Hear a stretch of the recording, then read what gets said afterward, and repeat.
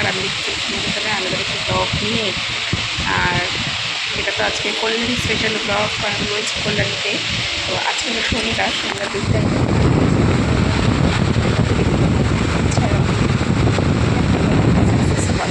তো এখন কলকাতায় বাজছে 8:30।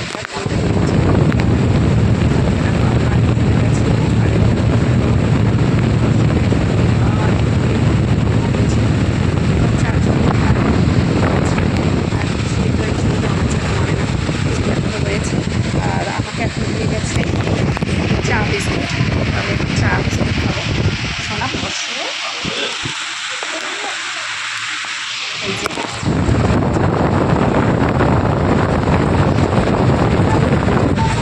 কাল গরমে কপাল গলাতে এত পরিমাণে ঘামা ছেড়ে গেছিলো, দেখো তো ঘাটা পুরো হয়ে গেছে। কপাল দিয়ে গলা দিয়ে পাঠিয়ে দিয়েছি। কেউ ব্রাশটার করে জামা পড়ানো আগে সারা করে দিয়েছি, কোনো পাউডার হাফগুলো করে দিয়েছি। পাউডারের কোনোটা ঢালতে গেলেই যাচ্ছি হাফেরও কমে এসে খেয়ে গেছি। কী করছো কী করছো?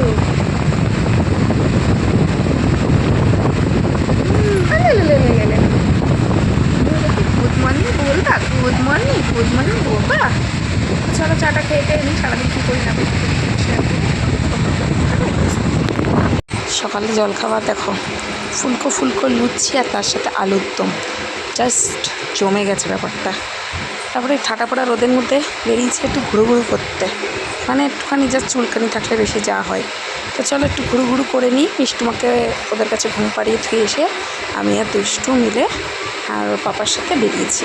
তো ঘুরে টুরে নিয়ে এখন একটা দোকানে দাঁড়িয়েছি বাড়ি ফেরার পথে। এখান থেকে একটু প্যাকেট লস্যি, কারণ সারা রাস্তায় না লস্যির স্টল খুঁজে পেলাম না।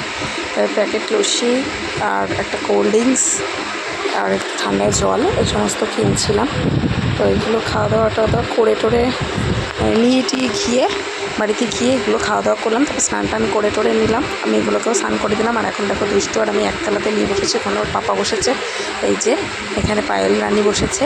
তো দুষ্টু কিন্তু কাঁদছে, কারণ ওর চিকেনটা একটু ঝাল লাগছিলো। আর মেনুতে ছিল চিকেন কষা, তার সাথে স্যালাড আর ফ্রাইড রাইস। তো চলো এগুলো তাহলে খাওয়া দাওয়া করে টোরে নিই। তারপর একটু ঘুম দিয়ে নিয়েছিলাম সবাই মিলে। এখন আমরা রেডি হয়ে গেছি, ব্যাগটাকেও গুছানো হয়ে গেছে। আর দুষ্টুকে একটা নতুন জামা পরিয়েছি। এই জামাটা মানে আমার মাসি শাশুড়ি ওকে দিয়েছে, আমিও নিয়ে এসেছিলাম। তো জামা দিয়ে টপ দিয়ে আর একটা প্যান্ট দিয়ে সেট। তো ওরাও দুষ্টুমাকে দুটো বেশ সুন্দর গরমে পরার জামা দিয়েছে। তো তার মধ্যে একটা ওকে পরিয়ে দিলাম যে তুই পরে নে, তারপর চল। আর দেখো এখানে দুষ্টু বসেছে। দুষ্টু একটু ঘুমিয়ে নিয়েছিল বলে ওরা কোনো অসুবিধা নেই রাস্তাঘাটে ঘুমানোর জন্য। কিন্তু আমার ছোটোটা গাড়িতে উঠলেই সে টুকটুকি গাড়ি হোক আর যাই হোক ও ঘুমিয়ে পড়বেই। তো যথারীতি ও কিন্তু ঘুমিয়ে পড়েছে। আর এখন আমি এসেছি 4টাতে আমার দিদি বাড়িতে, কারণ যাওয়ার সময় তো রোড হয়ে গেছিলাম আর আসার সময় ভেতর দিয়ে আসছিলাম। ভেতর দিয়ে আসতে গিয়ে 4টাতে দিদি বাড়ি। তো দিদি বলেছিল একটা তাহলে দিদি বাড়ি তো ঘুরে যাক। আর আমার মেয়ে তো পপিকে খুব ভালোবাসে, দেখছো পপি হেঁটে হেঁটে বেড়ালো। তো একটুখানি পপিকে দেখাও হয়ে গেল। আর পপিও যে ওখানে বসে আছে, আর আমরা একটু বসে আছি। দিদি দিল শরবত, চা, বিস্কুট, মোগলাই, এগুলো খাওয়া করে টোরে নিলাম। আর আমার মাসি শাশুড়ি তো রাত্রে খাবারের জন্য রাইস আর মাংস প্যাক করে দিয়েছে। বাড়িতে গিয়ে কিন্তু রাত্রে রান্নার কোনো ঝামেলা নেই, রিল্যাক্সে থাকো। তো এখানে বিদ্যুৎ চমকাচ্ছিল আকাশে প্রচণ্ড, কিন্তু বৃষ্টি তো আর হলো না। আর এই সমস্ত গল্প তোমাদের সাথে করতেই চলে আসলাম রানাঘাটে।